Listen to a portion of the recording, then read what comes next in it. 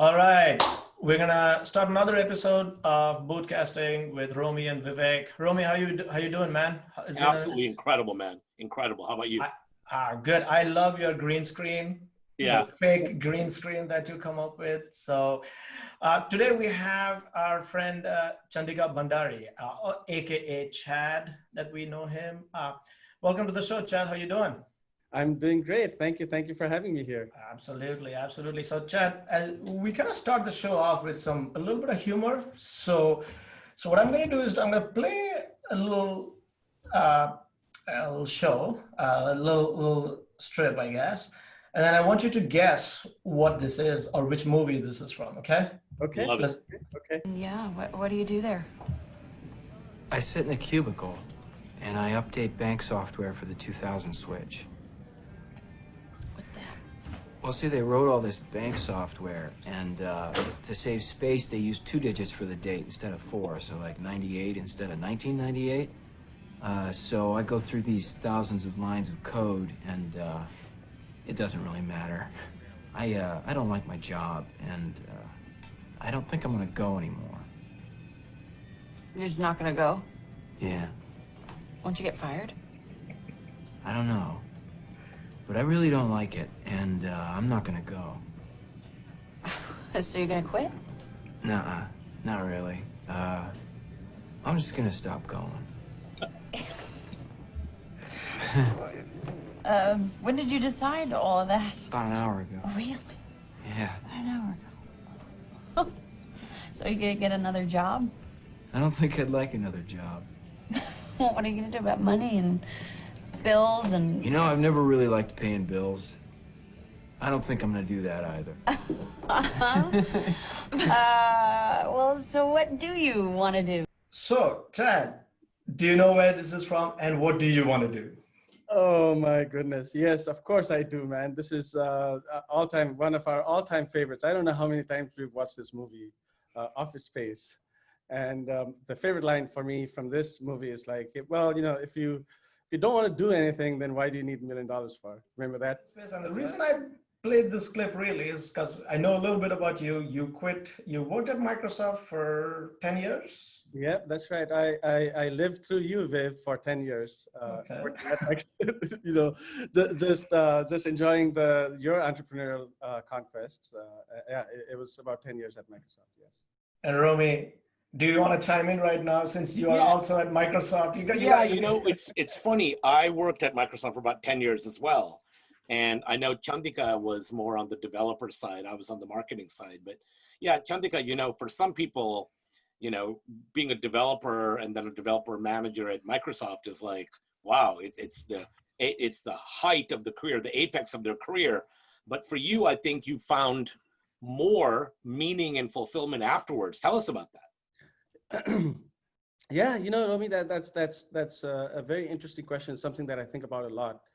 I think the way I think about my life at Microsoft was it felt like every day was the same. So so I was there from 2001 to 2010. If I would kind of look back after 2 years, it felt like I've been doing the same thing for 2 years, right? So the 10 years just went by really, really fast. And when I quit Microsoft and started, the entrepreneurial journey, it felt like every day was a new day. And then, you look back 2 years and you're like, man, I've done so many things. Yeah, right? That's right. So, yeah. As an entrepreneur, that's a good one. And as an entrepreneur, every day is a new day. Yes. Working at Microsoft, even 10 years is like the same. Right.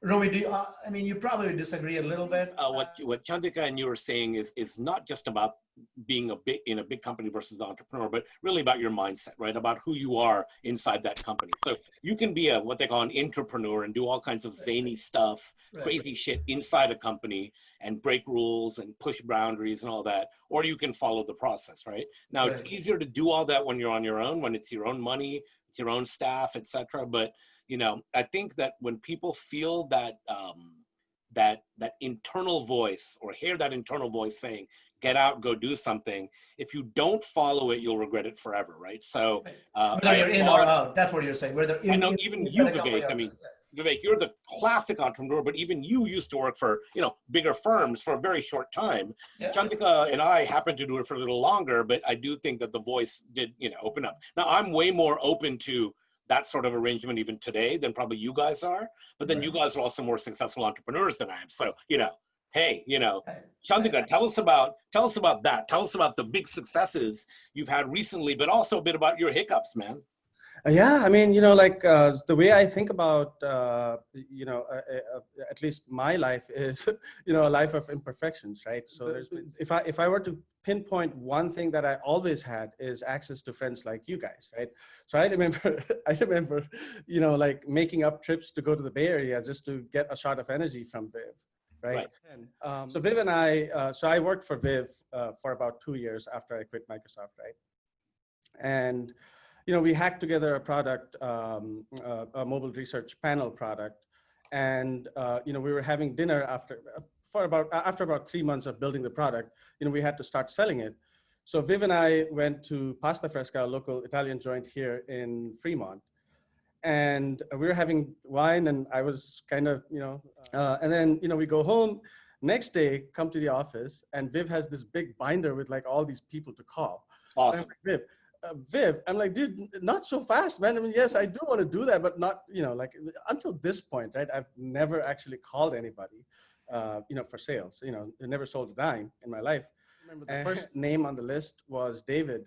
Remember David from Hemisphere, Viv? Yeah. Right? So I called him, and at that point, I was so relieved he didn't actually pick up the phone, and it went to voicemail. So I'm like, damn, I'll just hang up. And then Viv was like, what happened? I'm like, well, I called and went to the voicemail. And to this day, I don't know what I said in that.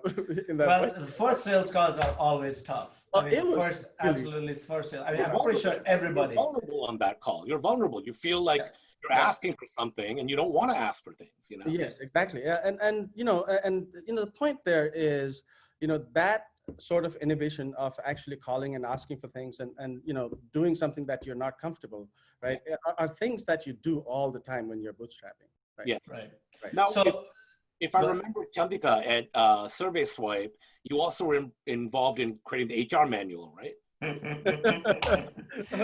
Leapfrog's making $4 million. How much are you guys making right now? Yeah. So last year we did 4.5. And that's good. Yeah, and we're tracking to. What are you tracking to? COVID. What's your COVID forecast? COVID forecast is 6, and nice. If things go well, then 7 looks within target. There we go. Dude. Wow, Chandika. How many people do you have out there? I mean, can you disclose that?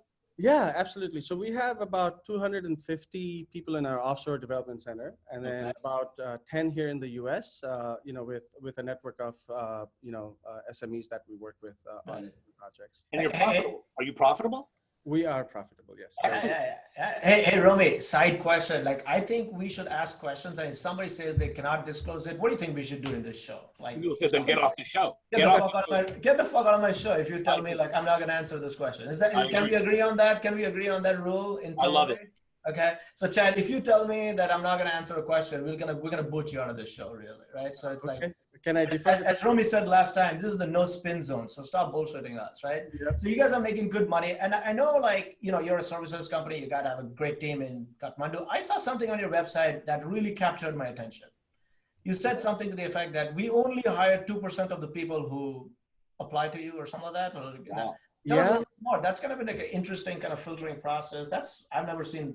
Romy, have you seen something like that anywhere else? Like only 2%? I mean, I've heard of it, but I've never seen people broadcast that as a way of saying, look, quality matters. Yeah. It's interesting you asked that question. I think it. I'll talk about the why the 2% and how in a bit, but I think it goes to the foundation of what we believe it takes to build a services company. We're so people focused, right? I mean. At the end of the day, customer success for us depends on the kinds of people that we have. Right. So when we were, 5-6 years ago, during our formative stages, we tried to kind of force culture from top down, right? Mm-hmm. where we say, hey, look, you got to learn new things. You got to try these things. There's a new, blockchain's coming out. Let's go experiment with it. And what we found out that it didn't work. So then, if we're going to be successful in a large scale, building a large scale services company, you got to kind of get the right people in. So that's really sort of the genesis behind it. So what we ended up doing after that is we started looking for evidence of people who are already hackers, right? And then we focused Leapfrog to be sort of a platform for smart people to flourish. How many, I mean, this is like starting from the problem and just kind of like building an entire company around that problem, realistically, right? And it sounds like Chandika is actually, when people talk about people first and people centricity, they're usually frankly bullshitting. Yeah. It sounds like for Chandika, he's built the company around that. Yeah, that's great. And so you guys have 250 people, and recently, like I know you guys have kind of like your business model. Tell me, I mean, I think your business model is also, again, I know a little bit about it. Like tell our viewers, like you're not like a regular services company. Come, give me X dollars, I'll build stuff for you. Tell us about your business model innovation in terms of how you pivoted services to recurring revenue. So about 2.5 years ago, we made a decision to kind of go by a monthly recurring revenue model, in the sense that, we would simply focus on only one metric, which is what is our monthly recurring revenue. So, when you're doing services, you get different kinds of deals, right? So you'll get a startup that wants an extension of their team. You want an enterprise that wants to do their innovation project quickly, and they'll hire us. And there's going to be,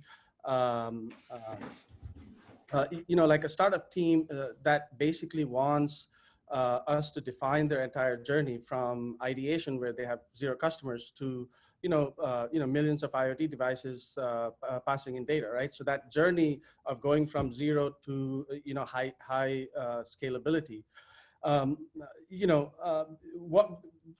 What we decided to do is we said, okay, on a month-by-month basis, we're going to simplify our sales problem and our targets by increasing our monthly revenue. Now, so in the process of doing that, we'll get fixed projects, or some sort of a 6-month or 8-month or 1-year contract, right?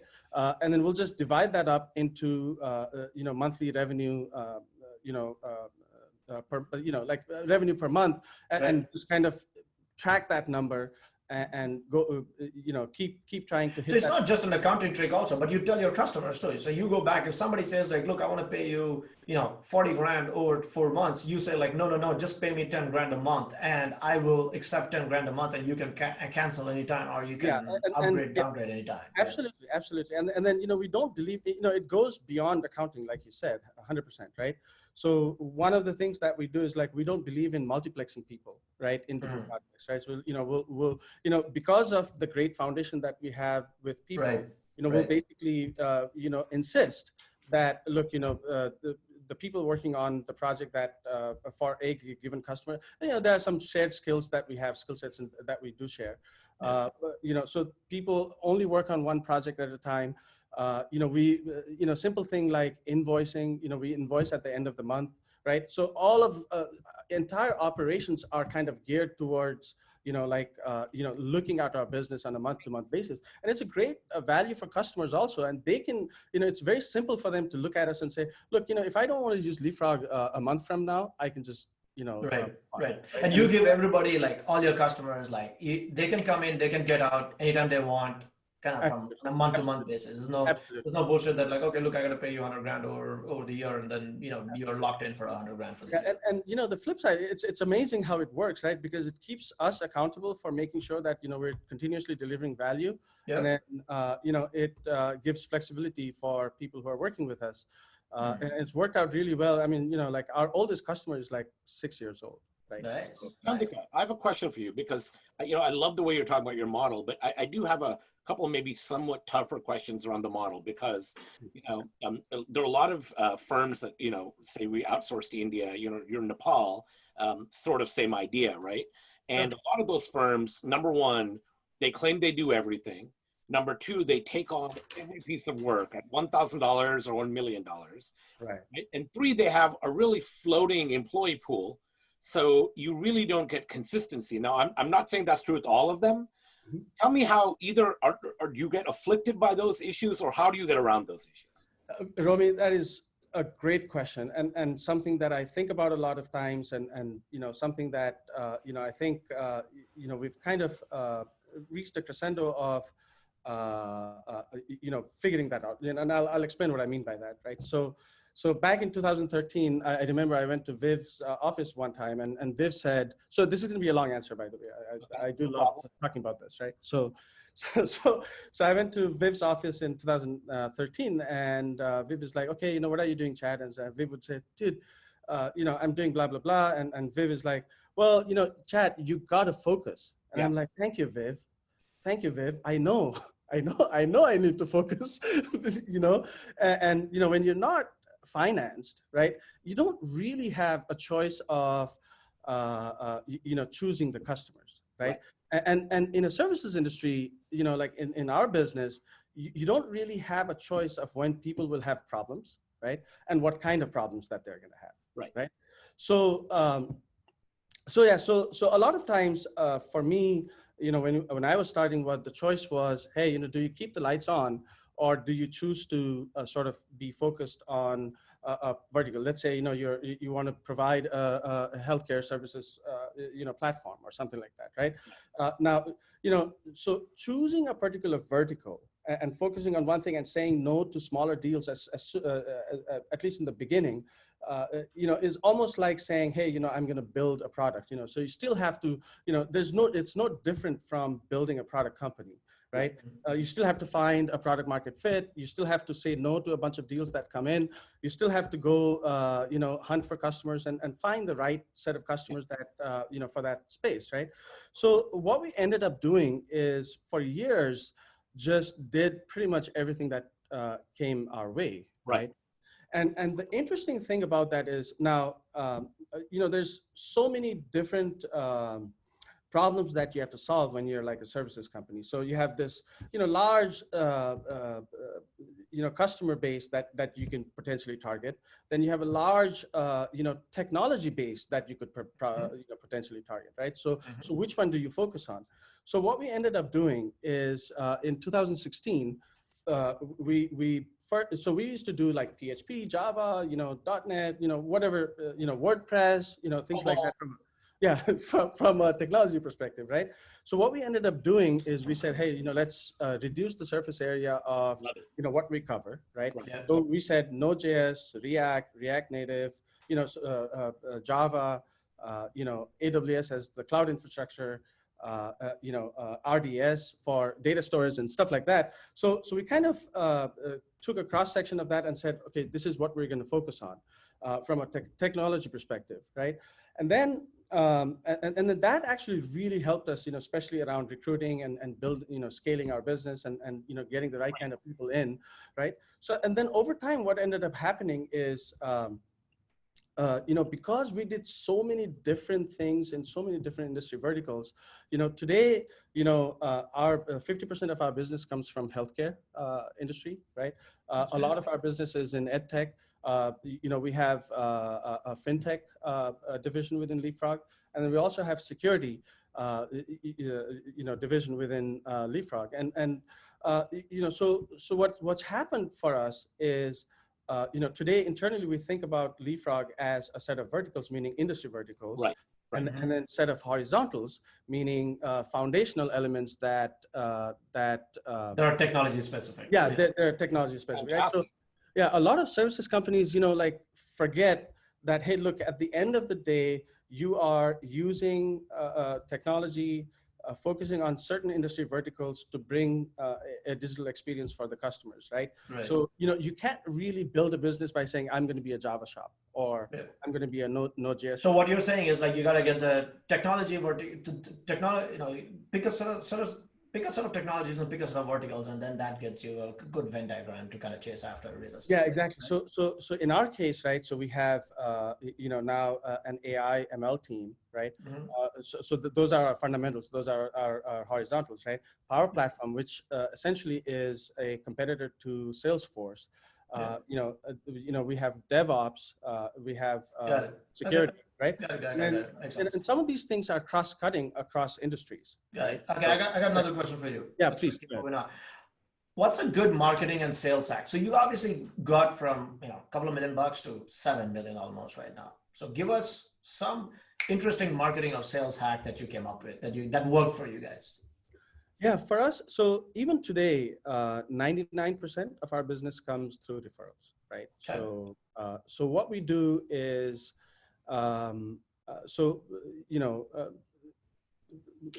basically we mind our relationships and our friends' relationships. Got it. So pretty much, services is a trust business, Right. People have to trust you, people have to like you, people have to know that, you're going to be with them for a while, through thick and thick and thin. Yeah. So, for us, the most effective thing has been, so I'll call Vivek up, for example. Viv, I'll call you up and say, Viv, can you introduce me to 5 people?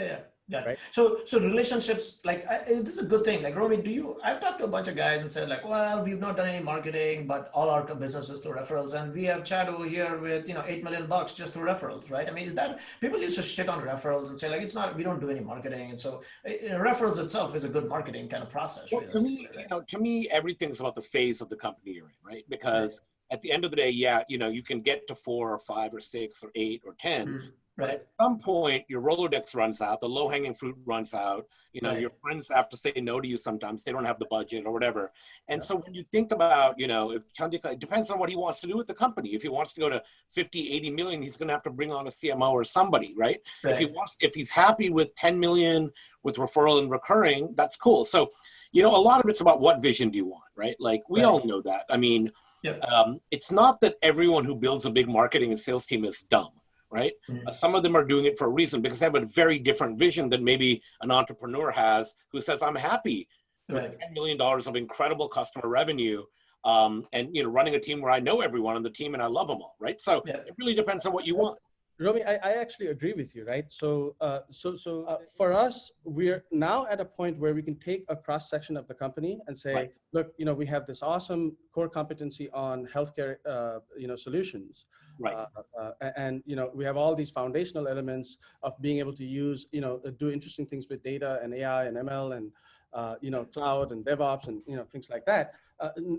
So we're actually in the process of hiring, industry specific salespeople. Got it. So you go industry specific. That's brilliant, Chad. That's brilliant. Because it's context, right? They have the context. So good. Last question, Chad, and you got to tell me this. Like, what was your moment when you said this shit's for real? You started this. It's interesting. So I'll share a little bit of a story. So back in 2013, when things were really tough, I was in my office by myself. So one of the things that I always had is an office, even though I didn't have revenue. And I remember staring at the parking lot and saying, man, why is it so difficult for me to find the people that I want to work with? And 2016, 2017, when we moved to this monthly recurring model, at least when we started thinking about it like that, and then we closed a $1 million deal, right? That's when we said, okay, what? Yeah, that's when we said, look, we can actually make this a real business.